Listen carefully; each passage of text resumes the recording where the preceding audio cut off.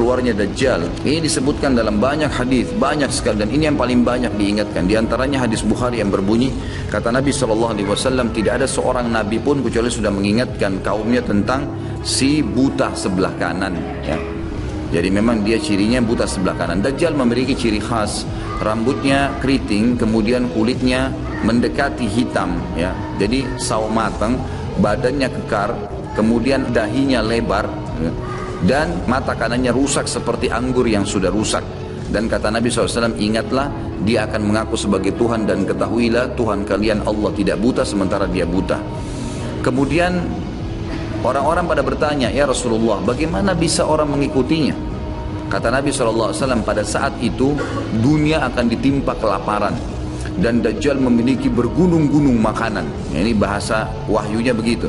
Allahu alam seperti apa, yang jelas dia bergunung-gunung memiliki makanan, dan dia akan melewati seluruh muka bumi ini. Tidak ada satu tempat pun kecuali dia akan lewati, kecuali Madinah dan Mekah. Itu yang dia tidak bisa masukin. Dajjal akan membuat kerusakan di muka bumi 40 hari. Satu hari pertama seperti setahun, satu hari kedua seperti sebulan, hari ketiganya seperti sepekan, dan sisa harinya seperti hari-hari kalian. Dan ini kemungkinan, kata sebagian ulama, dia akan menggunakan teknologi yang ada sekarang. Karena Nabi SAW mengatakan akan keluar Dajjal dari wilayah Yahudiyah di Khurasan. Wilayah Yahudiyah ini subhanallah, sekarang di Iran ada satu perkampungan namanya Yahudiyah, diberikan nama itu, dan mayoritas penduduknya orang Yahudi.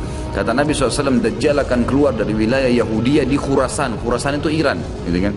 Dan sekarang ini sudah ada, semua ini ada. Tidak mungkin salah sabda Nabi SAW.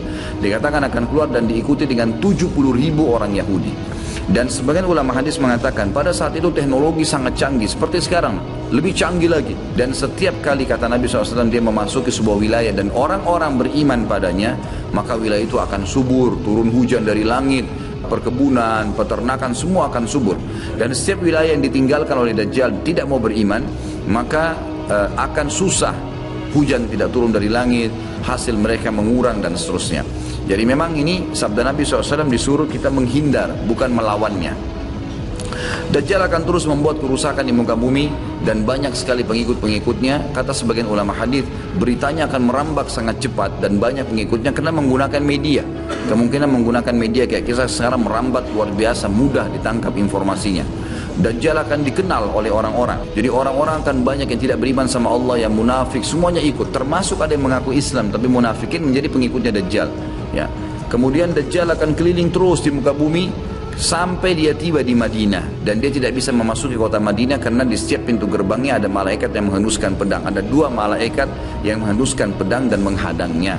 Maka Dajjal pun tidak bisa masuk. Allahu alam bagaimana ini terjadi, tapi ini sabda Nabi SAW. Lalu Dajjal pun mencari gunung tertinggi yang ada di sekitar perbatasan Madinah. Sebagian ulama yang pernah saya tangkap bahasa mereka mengatakan batas Madinah yang paling mudah dijangkau dan masuk adalah Wadi Aqiq. Wadi Aqiq sebuah lembah yang kebetulan dulu berada di depan kampus kami. Jadi di situ dianggap kalau sudah keluar dari situ berarti sudah keluar dari wilayah haram itu sendiri. Allahu alam, ini ijtihad tentunya. Tapi yang jelas Dajjal akan naik ke atas sebuah gunung, kemudian dia berkata kepada para pengikutnya, apakah kalian melihat istana putih itu? Maka mereka semua melihat ke arah Masjid Nabawi. Lalu mereka mengatakan iya. Kata Dajjal, itulah istananya Muhammad yang aku tidak bisa jangkau. Dan subhanallah, sekarang Masjid Nabawi warnanya seperti istana putih, gitu kan? Tanpa disadari dengan menggunakan marmer putih besar. Begitu juga dengan perluasannya nanti. Memang kalau dari kejauhan seperti istana yang sangat mewah, gitu. Ringkas cerita, Dajjal pun akhirnya sebelum pergi, dia sempat menyentakkan kakinya, kata Nabi SAW, sehingga membuat terjadilah gempa di Madinah dan membuat seluruh orang munafik di Madinah keluar jadi pengikutnya. Tidak digempa, dan hanya tinggal di sana orang-orang beriman. Hanya tertinggal di sana orang-orang beriman. Lalu keluarlah, sebelum Dajjal pergi, keluarlah satu anak muda yang kata Nabi SAW orang terbaik pada saat itu, orang yang paling luar biasa imannya. Maka Dajjal pun menangkapnya segera dan mengatakan, saya Tuhanmu. Maka orang tersebut mengatakan, kau adalah Dajjal yang telah diceritakan oleh Nabi SAW. Karena dalam hadis yang lain dikatakan setiap orang mukmin bisa melihat di dahinya tulisan kafara yang berarti kufur. Dia bisa membaca bahasa Arab atau tidak, tapi dia akan bisa membaca dengan hikmah Allah. Matanya orang mukmin bisa melihat itu sehingga dia tahu ini adalah Dajjal. Kemudian Dajjal pun mengambil gergaji dan membelah dua dari kepala sampai kemaluannya, sehingga anak muda itu terbelah dua dan Dajjal melewati tengah-tengahnya dan seluruh pengikutnya bersorak-sorak. Lalu Dajjal berkata, bangkitlah, bangkit kembali bersatu. Lalu kata Dajjal, apa kau sudah yakin saya Tuhanmu? Maka anak muda itu mengatakan, justru saya tambah yakin kau adalah Dajjal. Setelah itu dia berusaha membunuhnya tapi dia tidak mampu lagi, Allah sudah selamatkan. Maka Dajjal pun meninggalkan lokasi tersebut. Lalu puncaknya Dajjal menuju ke Palestina, dan dia akan bermarkas di sebuah tempat namanya Babulut. Babulut dalam hadis. Dajjal akan menuju ke sana, dan sementara dia menuju ke sana, setiap wilayah yang dia lewatin, salah satunya disebutkan dalam hadis Bukhari adalah dia akan melewatin satu wilayah yang sangat banyak masyarakatnya. Ya Allahu a'lam ini di mana? Apakah di wilayah Cina, apakah di wilayah, pokoknya masyarakat komunitasnya paling besar. Kita tahu sekarang Cina sama India ini tempat yang sangat luas, banyak masyarakatnya. Dia akan melewati wilayah yang banyak masyarakatnya. Lalu kemudian dia berkata kepada pemimpinnya, Allahu a'lam, ini presiden kah, raja kah, kepala suku kah, dia akan berkata bahwasanya saya Tuhanmu. Maka orang itu mengatakan, apa buktinya kau Tuhan saya? Dia bilang, bagaimana kalau saya hidupkan kedua orang tuamu? Apa kau akan percaya saya Tuhanmu? Maka orang itu berkata, tentu saja. Ada Dajjal, tunjukkan kuburannya. Ditunjuk kuburannya, lalu Dajjal mengatakan, keluarlah. Maka keluarlah orang tuanya dan berkata ibu ayahnya, ikutlah pada ini karena dia adalah Tuhanmu. Maka akhirnya kepala suku atau kepala negara itu pun menyatakan ikut dan seluruh masyarakatnya ikut.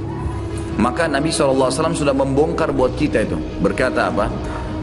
Itulah dua syaitan yang menjelma untuk menipu manusia. Untuk menipu manusia. Dan itu puncak terakhir sekali sebelum Dajjal menuju ke Israel.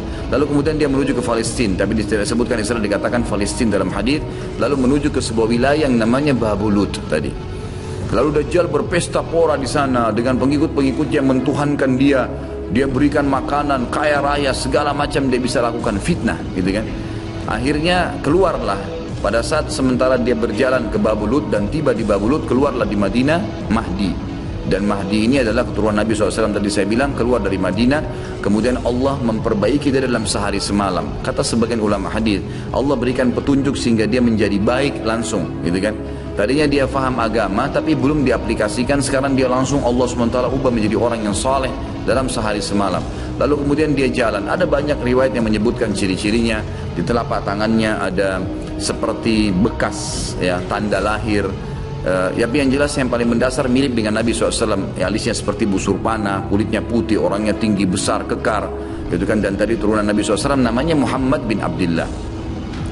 Maka dia pun akhirnya didatangi oleh orang-orang yang pada saat itu sudah tahu tentang keluarnya Dajjal, sudah informasi menyebar. Maka mereka juga sudah tahu ada orang yang akan membentuk pasukan dari Madinah namanya Muhammad bin Abdullah. Lalu mereka carilah keturunan Nabi SAW itu, lalu ditemukan. Lalu mereka mengatakan, engkau lah yang telah ditunjuk oleh Nabi SAW. Maka keluarlah memimpin kami untuk memerangi Dajjal. Dia pun awalnya menolak sampai dia pergi ke Mekah, kata Nabi SAW. Lalu diikuti oleh 300 orang masyarakat membaiatnya. Lalu terbentuklah pasukan muslimin yang tidak tahu Allahu alam berapa jumlahnya pada saat itu. Lalu mereka menuju ke Palestina, melewati negeri Syria, dan akhirnya mampir di Masjid Darul Baidha tadi, menara putih yang tujuannya untuk mengerjakan sholat asar. Dan pada saat itu terjadilah tanda-tanda kiamat besar. Ketiga, Isa alaihissalam akan turun. Kata Nabi SAW, Isa alaihissalam akan turun, rambutnya basah, meneteskan air dan memegang dua sayapnya malaikat. Sebagian ulama hadis mengatakan pada saat itu kaum mukminin akan melihat malaikat yang membawa Isa alaihissalam. Kemudian dia turun dan dia masuk. Kemudian kata Nabi SAW, Mahdi adalah salah satu orang yang Nabi sholat jadi makmum di belakangnya.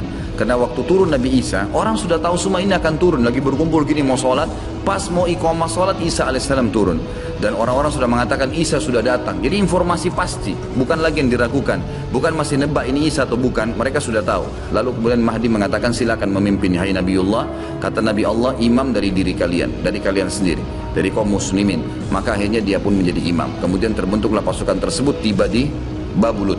Pada saat tiba di Babulut, ya, tiba di Palestina, maka Dajjal tidak tahu yang datang ini siapa. Disebarkan berita oleh pengikutnya mengatakan, hai Dajjal, sudah datang pasukan yang ingin memerangi kita.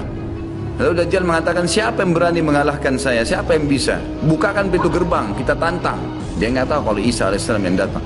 Dia sengaja nunggu di pintu gerbang untuk menunjukkan, mendemonstrasikan kemampuannya di depan para pengikutnya. Ternyata waktu dibuka pintu gerbang, Isa alaihissalam di depan pasukan muslimin. Dan akhirnya begitu melihat Isa, dia coba melarikan diri dan badannya meleleh seperti melelehnya lilin, gitu kan.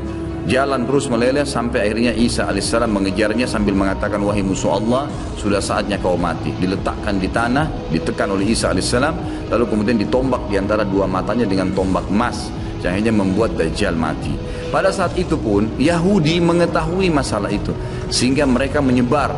Ya, mereka menyebar dan Isa alaihissalam sudah tahu instruksi dari Allah untuk membunuh semua pengikut Dajjal. Maka semua pun pengikut Dajjal dari Yahudi ini menyebar di bawah pohon, di atas batu, dan semuanya akan berbicara mengatakan, hai muslim, ini Yahudi, bunuhlah dia. Maka semuanya pun dibunuh oleh kaum muslimin kecuali satu pohon, pohon garkat. Pohon garkat ini pohon yang punya duri dan buahnya pahit. Garkat ini tidak bicara, hai muslim, ini Yahudi. Tapi orang Islam pada saat itu, kata ulama hadis, mengetahui kalau ini pohon garkat.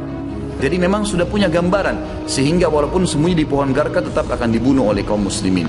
Karena orang-orang Yahudi tidak mengikrarkan syahadat. Mereka walaupun sudah tahu kebenaran, mereka memang tidak mau syahadat. Makanya Nabi SAW mengatakan, jangankan Isa AS, Nabi Muhammad SAW saja di zamannya, kata beliau, kalau ada 12 orang dari Yahudi yang mengucapkan syahadat, beriman pada saya, maka seluruh Yahudi akan beriman. Saking sulitnya. Jadi kebodohan orang Yahudi tahu kebenaran ini, tapi mereka tidak beriman. Makanya wajar Ibnu Abbas berkata dalam nama, ghairil maghdubi alaihim, bukan orang yang durmuka, adalah orang-orang Yahudi karena kebodohannya. Maka pada saat itu pun dibunuhlah semuanya. Jadi mereka pasrah dengan dibunuh. Mereka anggap itu akan menuju ke surga. Dan ini kebodohan. Ya, ini kebodohan. Maka pada saat itu selesailah urusan orang-orang Yahudi ini, dan Isa alaihissalam akan memimpin di muka bumi selama, ada riwayat mengatakan 7 tahun, ada yang mengatakan 40 tahun. Membuat keadilan, dan Isa akan membunuh semua babi, menghancurkan semua salib, dan tidak ada rumah satupun, kata Nabi SAW, di muka bumi kecuali akan masuk ke dalam Islam, baik dalam keadaan mulia ataupun terhina. Jadi sudah tidak ada, seluruh muka bumi ini akan jadi Islam pada saat itu.